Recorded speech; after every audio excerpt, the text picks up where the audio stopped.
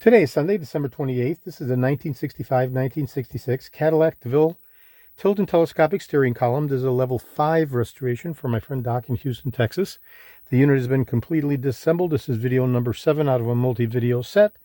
In the predecessor video, I had the head cover off so I could show the kinematic motion of the mechanisms that facilitate the turn signal function. So in 1965 and in 1966, what we have is a tandem turn signal switch configuration. We have a mechanical turn signal switch and an electrical turn signal switch. And right here I've connected my plug to the electrical turn signal switch. Here's a draw cable, and the mechanical switch is internally, as depicted in the predecessor video. And so the unit has been completely taken down, fully disassembled. This is a level 5 restoration, not a level 10. Normally I do a level 10 restoration. In this particular instance, the customer has elected not to have the cosmetic treatment for show quality result. So the head cover, shifting collar, and primary tubular body have not been resprayed in the original number 10 sable black. And that was the customer's decision. So I'm going to go ahead and first do the electrical testing. And I'm going to connect my power to the power feed using my connecting pigtail cable, which is mine and not the customer's. And I'm going to actuate the turn signal down as if we are making a left-hand turn, and I'm going to touch the left-hand wires, and we'll be looking for the light bulb to come on.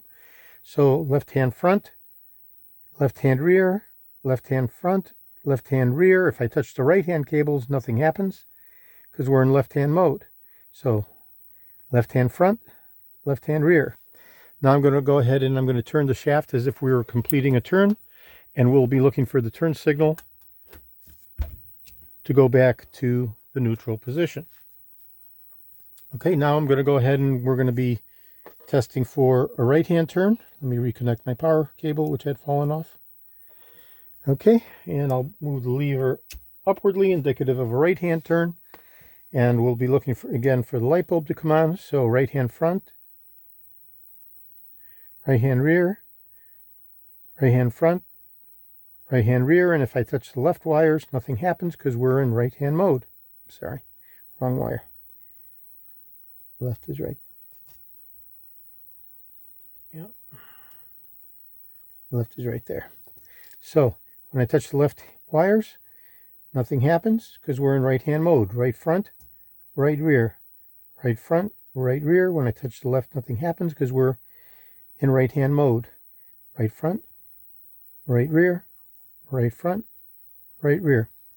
Okay, so the other thing that we can do is we can also test the marker lights. The marker lights are these 3 electrical prongs over here. And the marker lights are basically the large illuminating lights that facilitate the visualization of the curbs when making a turn so that you don't have road rash on your hubcaps. Okay, and I'll touch the other electrical prong for right-hand mode, and we can see that that comes on, and when I touch the left, nothing happens. So right-hand mode and the right-hand marker light comes on. Go to left-hand mode. We'll touch the other side for left-hand, and the left-hand comes on, and now the right does not because we are in left-hand mode for the marker light. So we've tested the turn signals, front and rear. We've tested the front illuminating marker lamps. The other thing that I want to test is the horn, which is facilitated by this black wire that generally goes into the 9-pin arc connector in position number 8, right over here. Okay, so I'm going to go ahead and I'm going to touch the front contacts of the horn, and we can see that the light bulb comes on when I touch the horn contacts. Okay, horn contact is facilitated by a large conical spring that connects from the steering wheel, and that provides electrical continuity no matter where you are in the 360 rotation. So that's it for all the electrical testing. Now we'll do a mechanical test. Okay, and the first thing we'll do is test the telescopic neck. Lock it down with 1/4 of a turn, and it's stationary. 1/4 of a turn releases it.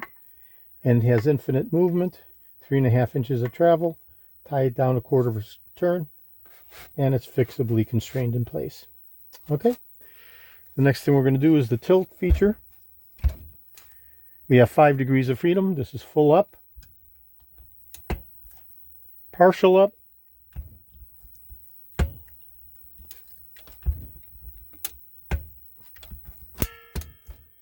full down, partial down,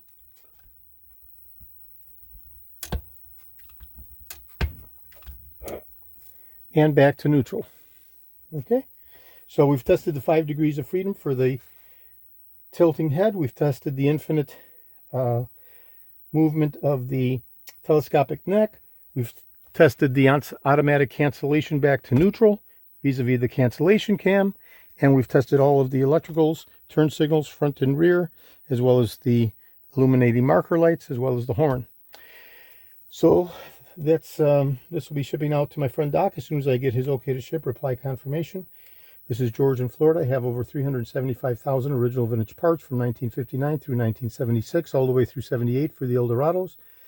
I'm best known for my restoration of the Cadillac steering wheels, the tilt and telescopic steering columns, the power seat mechanisms, the instrument clusters, and other critical hard-to-source original vintage Cadillac items such as these tilt and telescopic steering columns, as well as the center horn button for 65 and 66, as well as the steering wheels, which the customer is not elected to move forward with in this particular instance.